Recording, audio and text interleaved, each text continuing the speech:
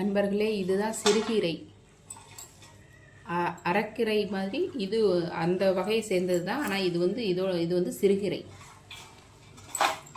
இந்த கீரை எப்படி ஆயலாமுங்க?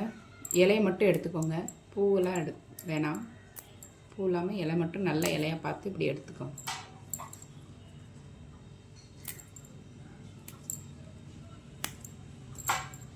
நண்பர்களே வாங்க, வணக்கம். நம்ம சிறுகீரையை நல்லா ஆஞ்சி எடுத்துகிட்டு வந்தாச்சு.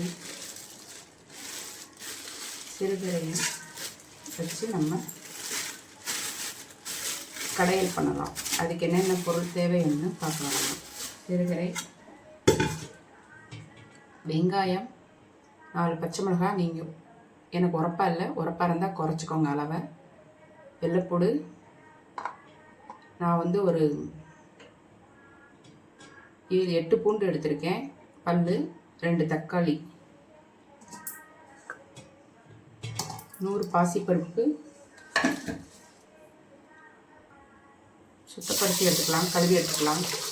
பாசிப்பருப்பு, கீரை. நண்பர்களே, நல்லா தண்ணி ஊற்றியாச்சு. பருப்பை நல்லா கழுவி எடுத்துகிட்டு வந்துட்டேன். இப்போ மண் சட்டியில் நம்ம கீரை கடையப்போம். இல்லை, அந்த மாதிரி கனமான சட்டியை வாங்கிக்கலாம். இதை குறைச்சி வைக்கலாம். கீரை நல்லா தண்ணி நிறைய ஊற்றி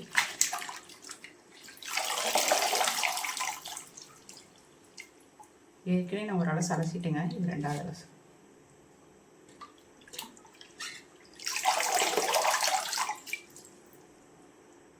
கீரை வச்சாச்சு. இப்போ பாசிப்பருப்பு போட்டுக்கலாம்.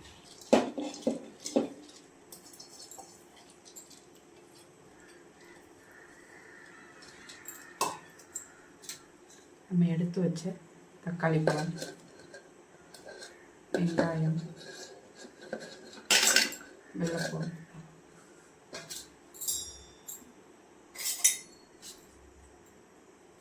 சீரகம் ஒரு 3/4 ஸ்பூன் அளவுக்கு போட்டுப்போம். மஞ்சத்தூள், இது விரலை மஞ்சள் அரைச்சி வச்சதுங்க. இது ஒரு 1/2 ஸ்பூன். பாசிப்பருப்பு, கீரையெல்லாம் வேகிறதுக்கு தண்ணி ஊற்றிக்கலாம். தேவையான அளவு ஊற்றிக்கணும்.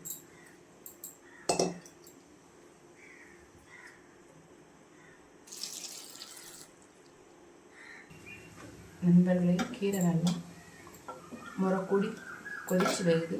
தட்டு போட்டு ரொம்ப மூடி வைக்காதீங்க. கொஞ்சம்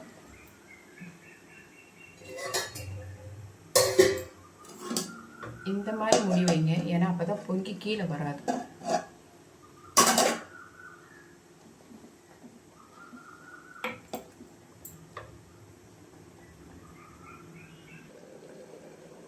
நண்பர்களே, கீரை நல்லா வெந்துருச்சுங்க. கீரையும் பருப்பும் நல்லா வெந்துருச்சு.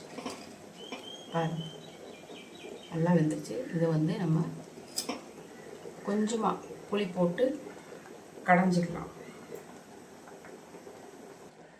புளி இந்த அளவுக்கு போட்டுக்கலாங்க.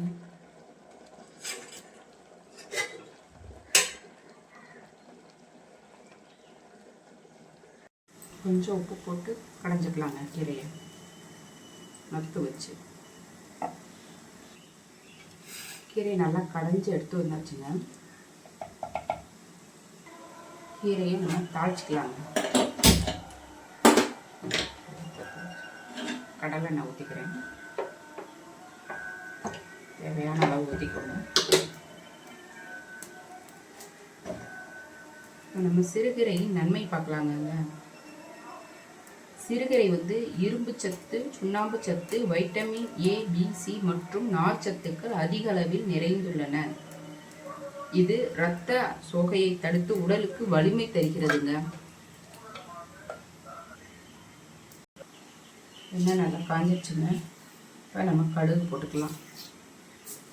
ஒரு 1.5 ஸ்பூன் அளவு கடுகு போட்டுக்கிறேன். காஞ்ச மிளகாய் எடுத்துக்கோங்க. ஒரு 3 எடுத்துருக்கேன். விதைகள் வந்து இதில் அதிகமாக இருக்கும், அதனால் கொஞ்சம் நீக்கிட்டு எடுத்துருக்கேன் நான். ஏன்னா அதிகமாக உரப்பாயிடக்கூடாது. இன்னொன்று இது போட்டு தாளிக்கும் போது நல்லா வாசமாக இருக்கும்.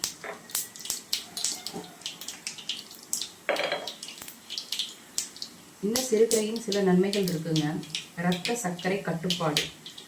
சர்க்கரை நோயாளிகள் இதனை உணவில் சேர்த்து வந்தால் இன்சுலின் சுரப்பி சீராகி சர்க்கரை அளவு கட்டுப்பாட்டில் இருக்குங்க. கண் ஆரோக்கியத்துக்கு இதில் உள்ள வைட்டமின் ஏ போட்டலாம்.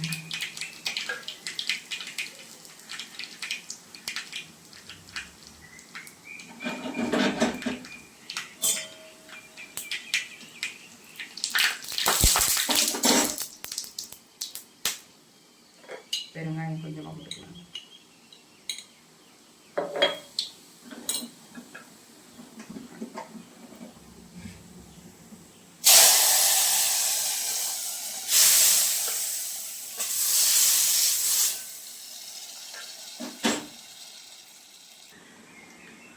தாளிச்சாச்சுங்க. கண்ணுக்கு என்ன நன்மை தருதுன்னா, இதில் வைட்டமின் ஏ மற்றும் ஆன்டி ஆக்சிடென்ட் இருக்குங்க. கண்புரை மாலைக்கண் நோய் வராமல் தடுத்து பார்வையை மேம்படுத்துகிறதுங்க. செரிமானம் நார்ச்சத்து நிறைந்திருப்பதால் மலச்சிக்கலை நீக்கி உடலில் கெட்ட கொழுப்பை குறைத்து எடை மேலாண்மை எடை அதிகரிக்காம கரெக்டாக பேலன்ஸாக இருக்க உதவுதுங்க. சரும ஆரோக்கியம். சிறுகீரை காயங்களை விரைவாக ஆற்றும் தன்மை கொண்டது. இதன் சாறை பயன்படுத்தி முகப்பரு மற்றும் தோல் நோய்களை குறைத்து கொள்ளலாம். இதய ஆரோக்கியம் இதில் உள்ள பொட்டாசியம் மற்றும் மெக்னீசியம் இரத்த அழுத்தத்தை சீராக வைத்து இதய ஆரோக்கியமாக பராமரிப்பாக இருக்க உதவுகிறது. மக்களே, ஆரோக்கியமான உணவை சாப்பிடுவோம், ஆரோக்கியமாக வாழ்வோம். நன்றி மக்களே. லைக் பண்ணுங்கள், ஷேர் பண்ணுங்கள், சப்ஸ்கிரைப் பண்ணுங்கள்.